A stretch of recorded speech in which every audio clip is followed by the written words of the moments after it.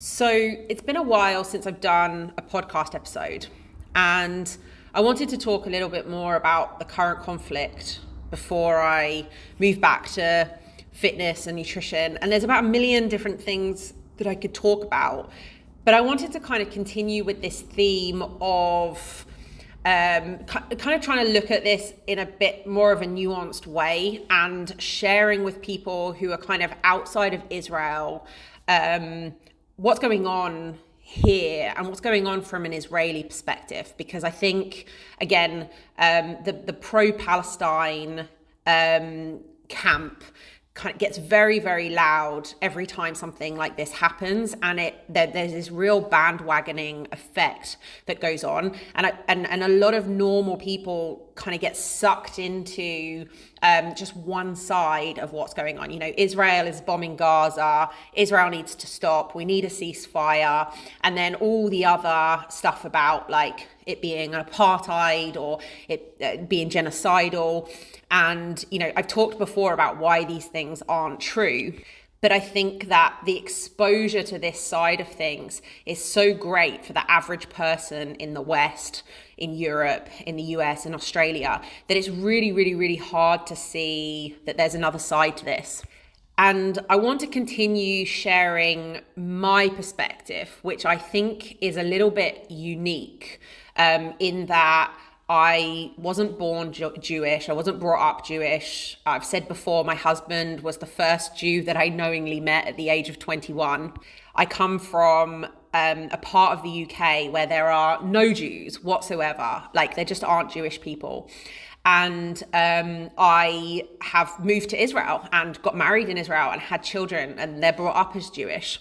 And I find myself constantly I've said before, you know, I've crossed this divide from a totally non-Jewish life and community to a very Jewish one, but also from, you know, a very English way of life, a very Western way of life, very European way of life, to this Israeli mentality and way of life and reality that's very, very different. And so I think my perspective is somewhat interesting because I know what it's like to be completely in the European or Western camp, and to know nothing about Israel, or nothing about Judaism, and nothing about the Middle East, and to be exposed to the pro-Palestine stuff. But I also know what it means to be Israeli, to live in Israel, and to have this very, very different reality that's around. So I want to continue sharing from that perspective because I think it is an unusual one. And one thing that I find really interesting in all of this, you know, I have a lot of conversations with different types of people. So I have a number of friends and family who are completely English or, you know, and not at all exposed to Israel and Judaism. I have friends here in Israel who are, you know, like me. They've emigrated from rich Western countries like Australia and the UK, but most of them are Jews. And I also have all of my Israeli friends and family. And I often find myself sort of explaining and filling in the gaps for each different party on, like, trying to explain to my Israeli friends and family and husband how people in the West see things and what the Western mentality is around this and around other topics as well. And vice versa. I often find myself sort of explaining and filling in the gaps for my Western and English friends and family on what's going on in Israel. And I kind of wanted to talk about that a little bit in this podcast and talk about the Israeli psyche right now and what Israelis are going through. I've also been asked by many of you, what is the temperature in Israel? What are Israelis thinking and feeling? Like, what's the Israeli psyche right now, you know, post October the 7th? So hoping that this will be sort of a bridge builder for some of you in understanding what Israel is, what's really going on in Israel and what's going on for Israelis now and how they feel. I think a really good starting point for this discussion that I'll come back to later is how Israel is very much situated geographically, but also psychologically in between the West and the Middle East.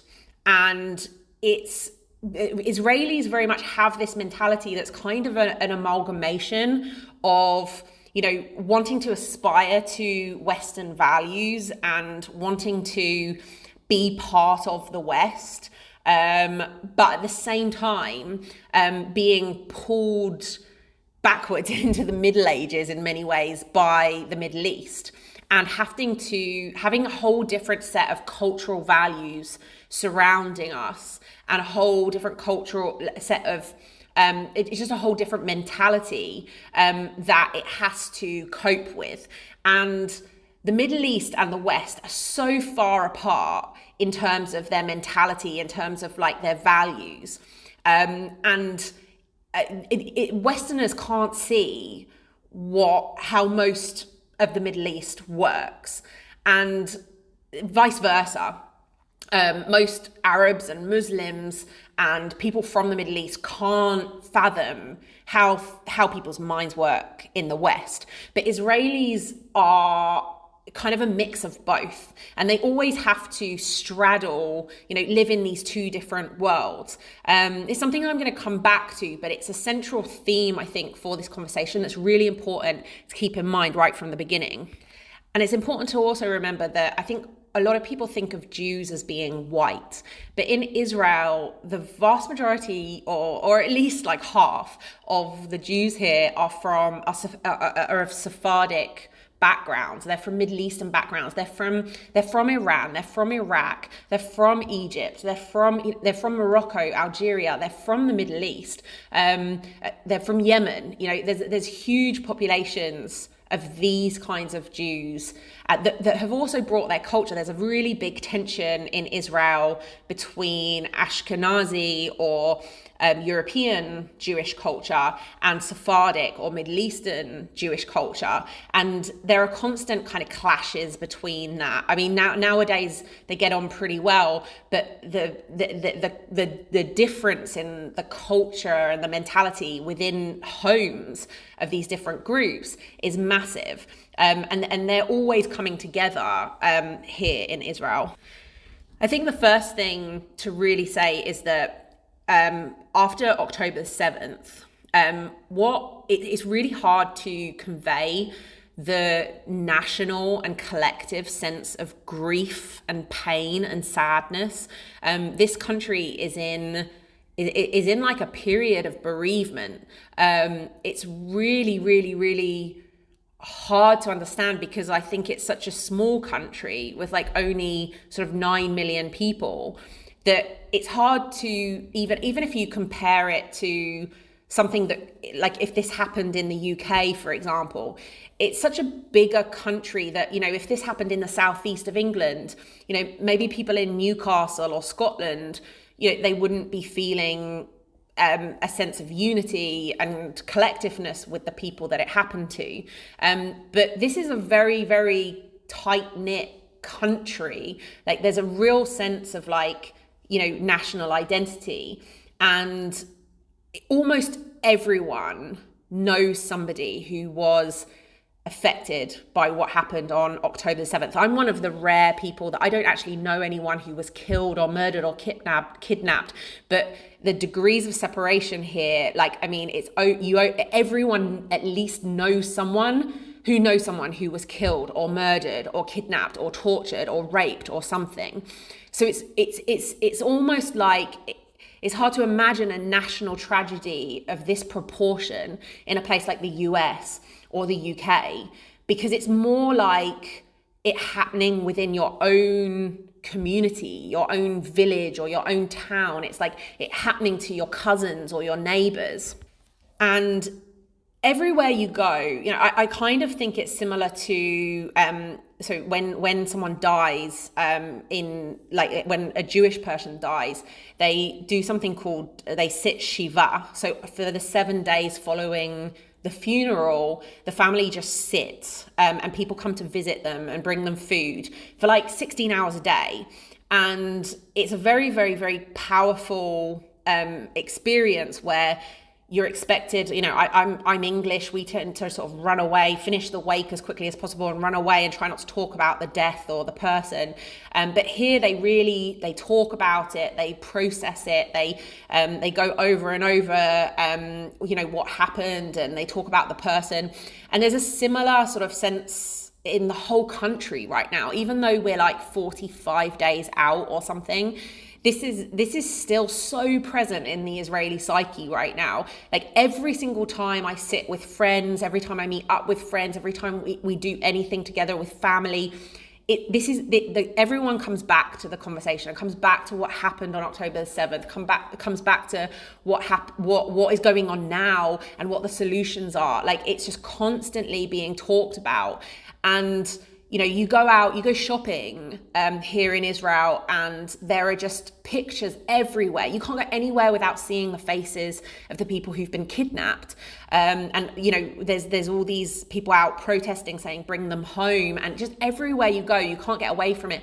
And for so many of us as well, myself included, we often think about them. Their faces haunt us, and we think about, especially when you've heard specific stories of what's happened to specific individuals, or some of us have seen videos. You don't have to look very far to go into some WhatsApp and Telegram groups, and you can see. I mean, Hamas literally filmed what they did, and for me, like some of the stories that just keep coming up over and over again are like the baby that was put in the oven, or the family that was, the man and the wife were tied together one side of the room, and their children were tied together on the other side of the room, and they cut the boy's fingers and toes off, and they cut the girl's foot off, and they cut the mother's breast off, and they gouged one of the husband's eye out. And when I heard this story just over a month ago, like it's just been stuck in my mind. It's what comes up at night. I imagine it happening to my family. I look at my children and I have these flashes, almost like flashbacks, even though it didn't happen to me, of this happening, imagining my children being tied up and burnt alive or being beheaded. Even though, like I said, I'm one of the people who is most removed in the whole country from what actually happened. I don't actually know anyone who this happened to, but these stories still haunt me and haunt the people that I know, because it feels so close to home, because we never thought that anything like this could ever, ever, ever happen. Another image that really sticks in my mind was a mother with two children, not much older than my two children, being taken off into Gaza. And we don't know if they're alive or dead. We don't know what's happened to them. And her face comes to my mind so often, and everyone I know, I mean, it's just sitting with friends yesterday, we all kind of brought up these stories that specifically stuck in our minds, and there's almost no conversation where over the past 45 days where people don't talk about this stuff and mull it over again. And another one that really sticks with me, or just another theme, is the systematic rape of a lot of women on October 7th. They found one woman's body that had 25 different DNA samples inside her, and there's lots and lots of stories of women being raped and taken back as, basically sex slaves into Gaza. And it's so hard to explain how present these stories are in our minds, and how it feels like, I think for you to understand how everyone feels, you'd have to think of somebody that this happening to, but also there being this underlying fear that it could happen to you too, that you could be next. And if we're not careful, they're going to do the same thing to us. So there's the grief and the pain and the sadness, but there's also this like fear, because prior to October 7th, I think we were all walking around feeling like, things are really good, and we haven't had anything happen, any clashes with Gaza or Hamas over the past few years, and everyone was lulled into this false sense of security. I think the government included, and the army included, feeling like we're good. Nothing's going to happen, and then for something so brutal and so tragic and so sadistic to happen, it's stuff that like horror movies and nightmares are made of. And now that sort of fear is like layered on top of all the sadness that like, could this happen again? Could they do something worse? And as well as that layer of fear, there's this other layer of like of sheer horror and realization of what Hamas is really like. And in many ways, I know that people keep saying that this is, the thing to say is like, this is Palestine versus, this is Hamas versus Israel, and not Palestine versus Israel or Gaza versus Israel. But the really, really scary thing is that when, on October 7th, about 1,000 members of Hamas came through the barrier into Israel. But another 4,000 regular Gazans came in to rape and pillage and steal and murder, who weren't actually affiliated with Hamas. And it's like the shock of that, of realizing like that there are like, this is what Hamas are capable of doing, but that there are so many Gazans on board with this who are willing to come and, chop children's fingers off and burn children to death and behead babies in their cribs. Like it's just a kind of, it kind of makes you lose your faith in humanity and lose your own sense of humanity, that like, this is what we're up against. This is what we're facing. So there's a collective sense of sort of like, this is what is this what the other side is really like? And I think that Europeans and Westerners are often quite naive about that fact. Sort of say, innocent Gazans are being killed, and innocent Gazans obviously are being killed, but they're sort of looking at all the Palestinians and all the Gazans as though they're so innocent and so, harmless in all of this. And unfortunately, that just isn't the reality. The other thing to say is, there were videos of Israeli women being paraded around Gaza after being captured. There was that one really, really harrowing one of Shani Luke, who, she was face down in the back of a pickup truck, her legs seemingly bent backwards, and all of these, like 100 men around her chanting and screaming and like really just celebrating. Like there's this dead Israeli, there's this dead body of this innocent woman. And we're all celebrating, like we're all like, to think that humans can do that is so scary, and adds this whole layer of horror to this reality for most Israelis. Because you can say what you want about Israel, and there are things that Israel's done wrong and ways that Israel has been the perpetrator or the oppressor in years gone by. I'm not saying Israel's totally innocent, but something you will never, ever, ever see is a dead Palestinian, right? Just like a young 20-year-old girl, her body being paraded around in the streets by a bunch of Israeli men who are all celebrating, who are desecrating the corpse, spitting on the corpse, raping the corpse, right? Like this Israelis do not have this, like this isn't, they don't have this chip, right? And this is something that's really important to understand about Hamas and about Islamic extremism, and to understand about jihad, and to understand about the Middle East, is that there are people who think like this, and who are like, Hamas is like a death cult that just celebrates the death of their victims. And it's really, I think people don't want to believe that be possible. We're talking 13th century barbarism here. We're talking Genghis Khan style stuff. We're talking Christianity in like the 12th and 13th century was doing this kind of stuff. And we look back to the Middle Ages and say, how were people ever like this? But there are people who are like this and who want this in the world today.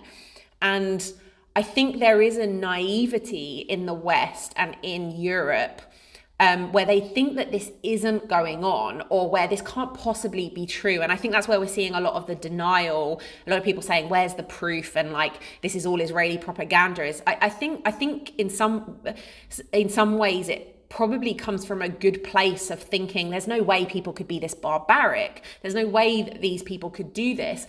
And so kind of it's easier to say it probably didn't happen rather than admit that it did happen, and that there are humans that are willing to do this to other humans on the planet in 2023. So for Israelis as well, there's also another layer of like anger and rage in all of this. And there's certainly, for obvious reasons, a lot of anger directed towards Hamas, towards a lot of Gazans. But also, probably unsurprisingly towards our own government as well, and towards the IDF. This was a massive, massive oversight and failure of epic proportions. And there's a lot to say about, and I'm sure when the dust starts to settle, there are going to be massive public inquiries into what went wrong.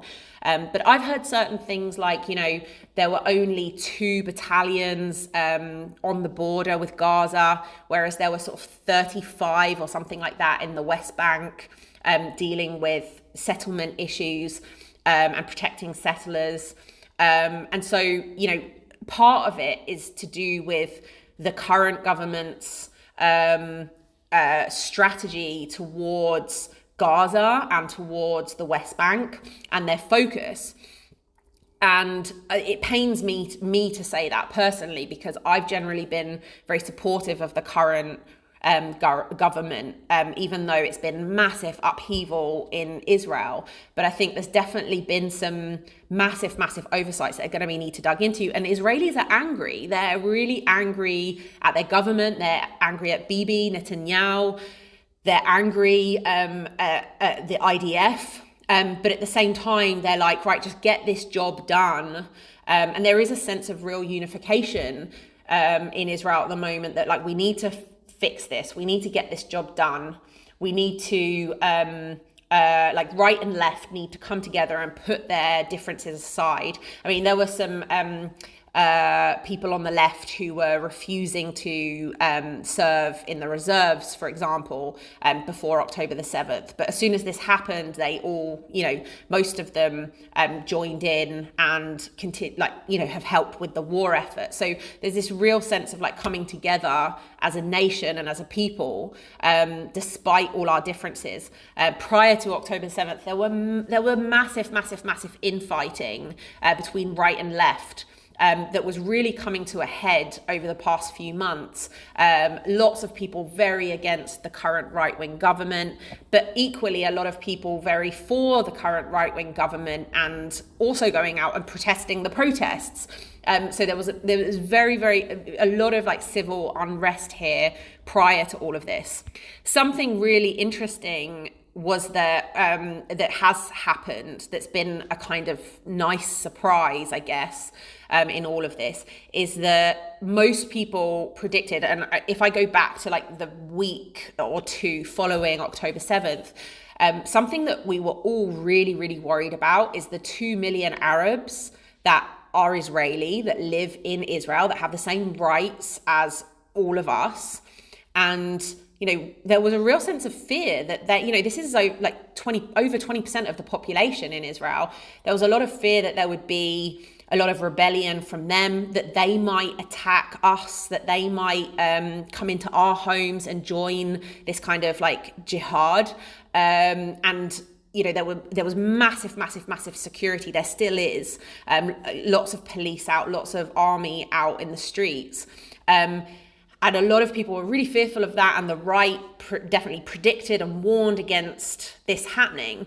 But actually, there hasn't been really much. There have been a few things that have popped up here and there, but in general, Israeli Arabs have not been interested in joining in Hamas. Most of them feel that it was an awful, tragic thing that happened, and they just don't want anything to do with it. And rather than they're not exactly coming out and sort of like, some of them are, I've seen videos of Bedouins and Arabs who are like, going out and like fighting against this, joining the army, making videos in Arabic, telling Hamas to like warning Hamas that they're coming after them. There's certainly been that as well, but the vast majority have just kind of quietly carried on with their lives.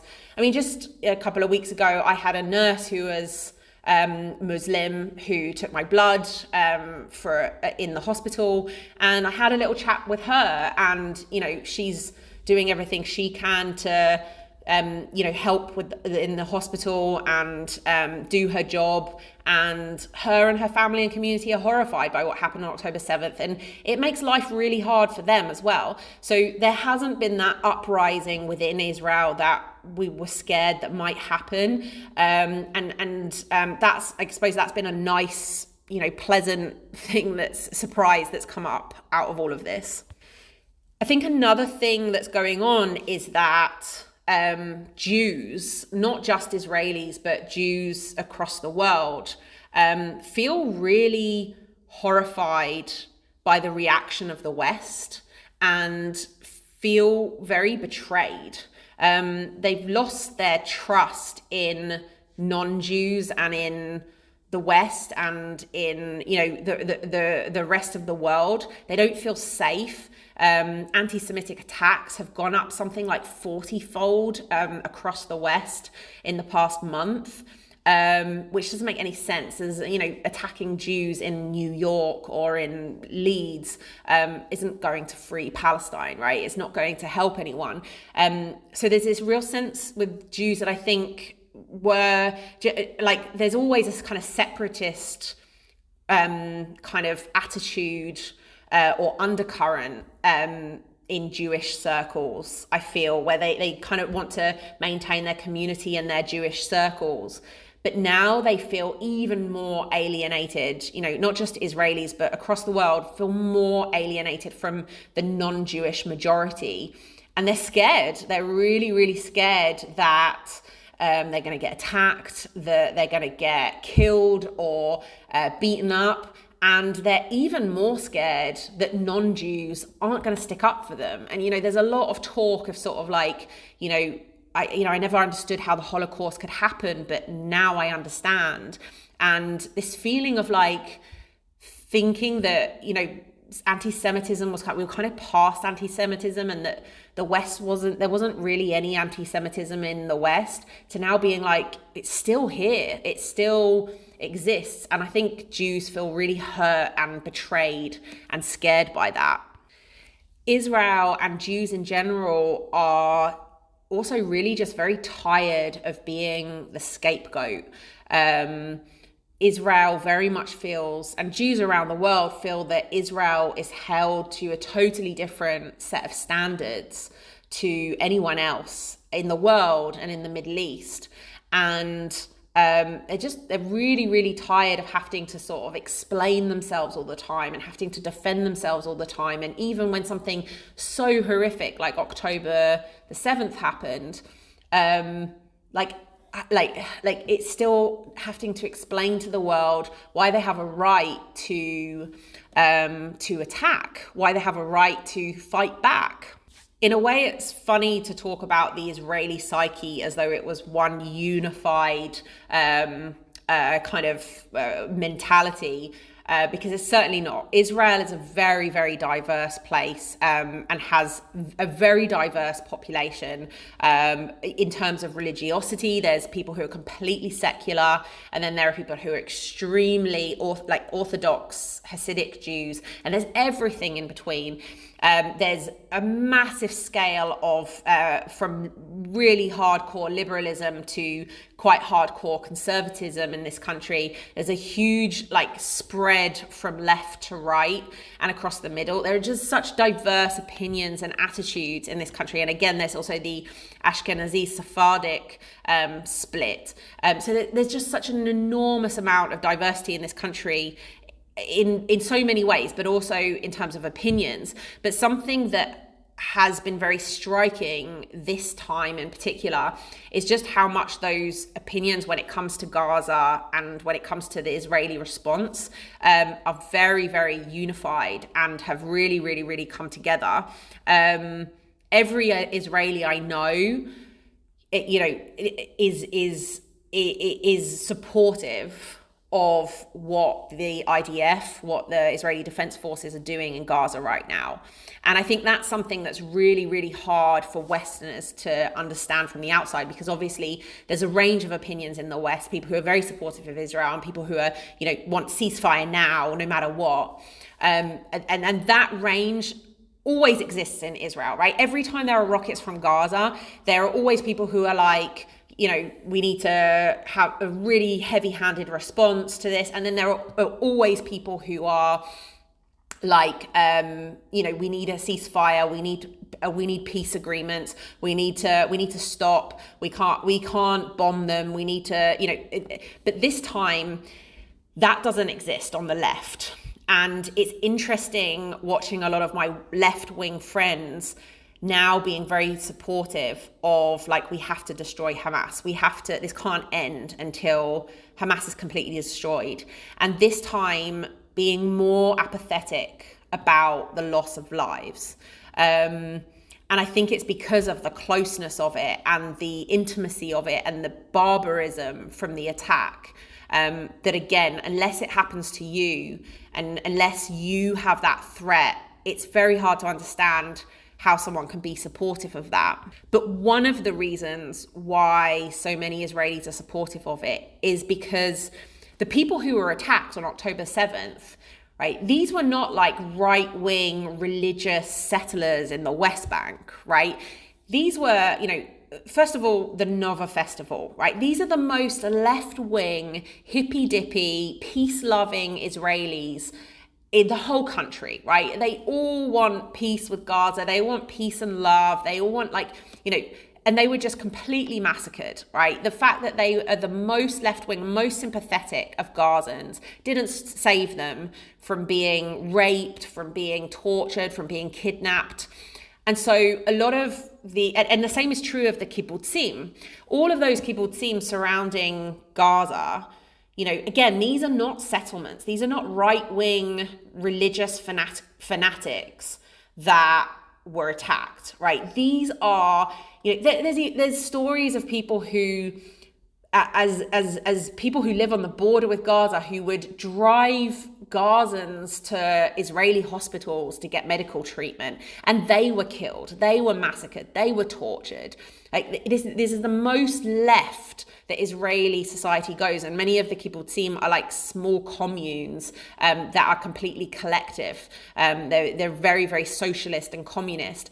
And the fact that the far left was completely slaughtered during all of this has pushed a lot of other more moderate left-wing Israelis to say, fuck them, right? This is it can happen to us, even even us who are helping Gazans, running NGOs, trying, pushing, campaigning for peace and for a two-state, for giving them their own state and for giving them humanitarian aid.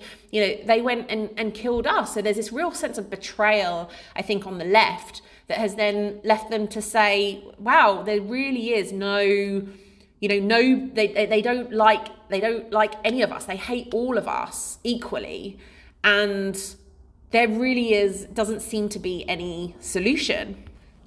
And in my social circles, a lot of people are sort of left-leaning, and it's so interesting to see this time how much they support the current war in Gaza, when they haven't done in the past. In previous conflicts, they haven't been against it.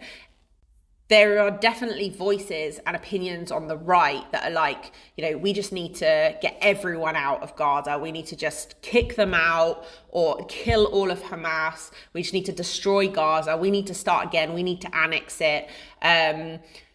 But it's interesting to see, there are those right-wing voices, but the vast majority are much more concerned about, well, what are we going to do afterwards? And even the moderate voices are still, they just don't see any other solution than what the government and the IDF are currently doing. They just don't see any other way, because otherwise this is going to happen again.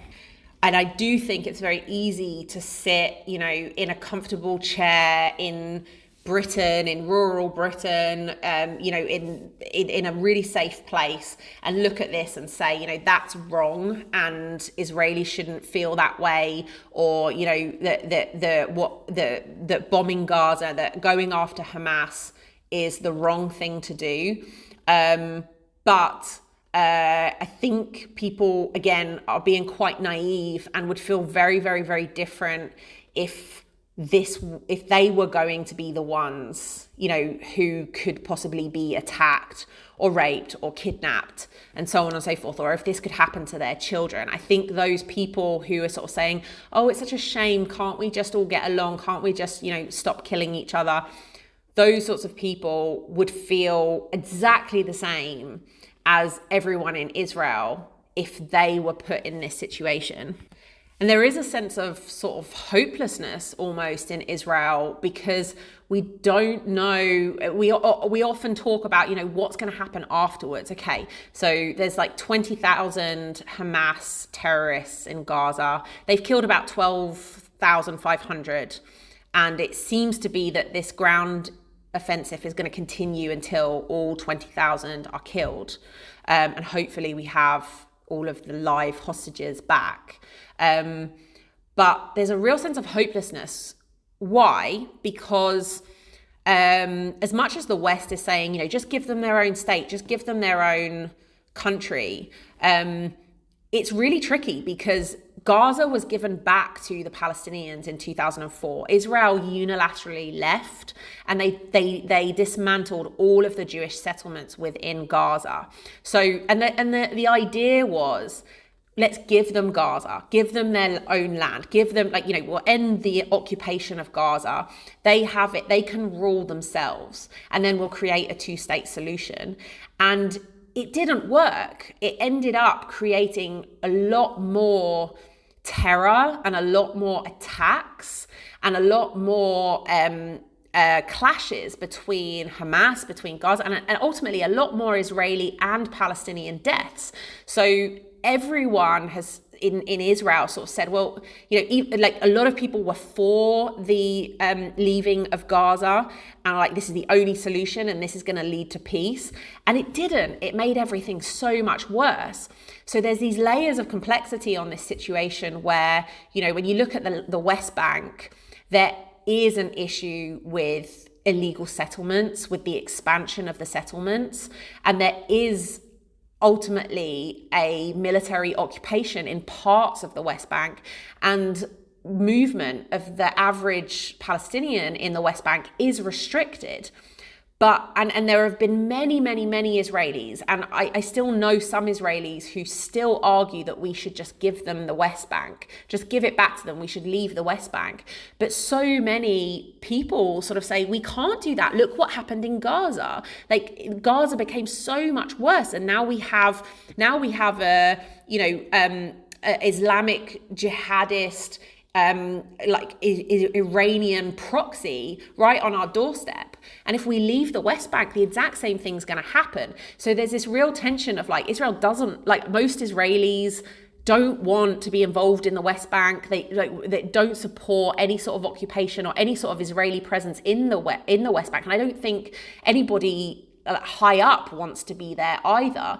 But there's also the other solution has been tried and tested and hasn't worked. So Israel just feels like, well, fool me once, shame on me. Fool me twice, fool me once, shame on you, fool me twice, shame on me. If we leave the West Bank now and give it back to them, and it turns into this, Iranian base for terror, we only have ourselves to blame, because they showed us what they want to do with Gaza. They showed us what they'll do if we leave, and if we give them if we give them a statelet.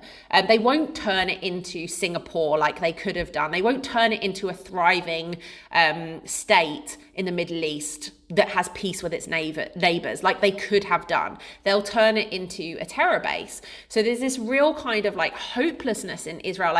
There's no good solutions here. Israelis don't want to be in the West Bank. They certainly don't want to be in Gaza, and it seems as though there is going to be some kind of military occupation in Gaza after this, because what else can you do?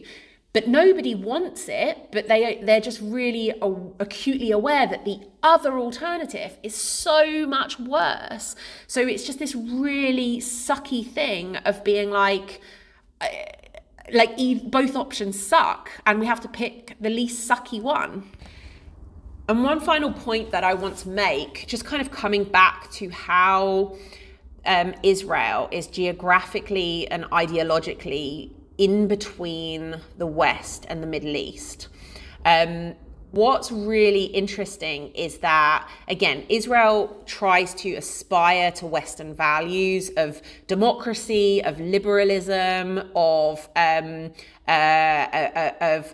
progress, and modernism. And Israelis are very, very Western in their thinking in many, many ways, but they are located in the Middle East, where the ideology is totally, totally different. The Middle East is filled with dictatorships, and there's still kings and queens and princes who have people beheaded for not agreeing with them. That's happening in Saudi Arabia right now, one of the more advanced countries in this in this region. It's filled with pseudo democracies. It's filled with civil war. It's filled with despotic leaders. And it's filled with a totally different ideology towards life and death, and how to deal with neighboring countries. The West has experienced such prosperity and peace since the Second World War, where we've all agreed on this liberal order where countries cooperate with each other and have trade deals with each other and have peace with each other, and that this is a better way of organizing the global order than all of these wars and fighting and land grabbing that was, all of European history up to the Second World War. And Westerners take it for granted that everyone thinks like that. But in the Middle East, that's not how things work. And that's not that they're playing from a completely different rule book that is it's right from the Middle Ages in many ways. And the real difficulty that Israel has is that they are looked at from the West as this Western, modern, democratic country that it's supposed to have a just legal system and a just society, but they are operating in the Middle East with a totally different rule book about how all these things work. And it's so hard. Israel is constantly trying to appease the West and be part of the West, and feels an enormous amount of pressure from the West to conduct itself in certain ways. But at the same time, they're dealing with people and countries and organizations that do not operate according to the same rule book, the same Western rule book. The really sad thing about all of this is that organizations like Hamas they understand Western values, and they are doing things that the way they choose what they're going to do and how they attack Israel or other countries is based on what they know will hurt us the most. So Hamas doesn't put any value on civilian lives, right? That's why they use their people as human shields. That's why they want as much Palestinian death as possible so that it's they then have, something they can share with the world and say, look what Israel is doing to us. Sam Harris says it really well, that just imagine it the other way around. Imagine Israelis using their own people as human shields. Like, it just wouldn't work, because Hamas would be like, great, we'll kill all of you. We'll kill the civilians and we'll kill the army people that are using them as shields. Like, we want Israeli deaths. Whereas the other way round, Israel doesn't want Gazan deaths. They just want to kill Hamas. So the using their own people as shields works because of Israeli values and which are ultimately Western values. And when you have this organization that Hamas ultimately wants to kill all the Jews. Hamas wants to get rid of all the Jews, get all of them out of Israel, burn the whole thing down. All of it is Palestine. And along the way, they see it as as something to celebrate when they kill Israelis, when they rape them, when they torture them. And that isn't true the other way round. And there is this sense in Israel that we've been too soft, we've been too naive, and this is something that, left and right of the political spectrum, people share, just this kind of, the way that we've conducted ourselves with Gaza over the past decade or maybe more.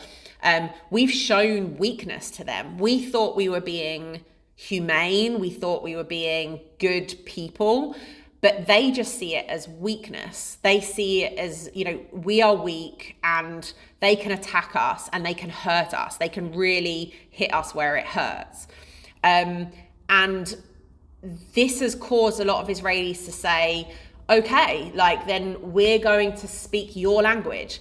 And there is a kind of a bit of something that I found very interesting is there's this stream of reaction where Israelis say, we're going to start speaking Arabic now. And there's videos that have been made by the IDF and apparently, or by private individuals as well, where it's got a voiceover in Arabic and it says, okay, this is the game that you guys want to play, fine. From now on, we're going to start speaking Arabic. As in saying, we're going to start playing by your rule book. We're going to start playing by the Middle Eastern rule book. Fine, we're not going to be frayerim anymore. Frayerim is this kind of expression in Hebrew for being a sucker, being very naive and getting walked all over. And I think that's also, it's not all Israelis that are, using that language of we're going to speak Arabic now.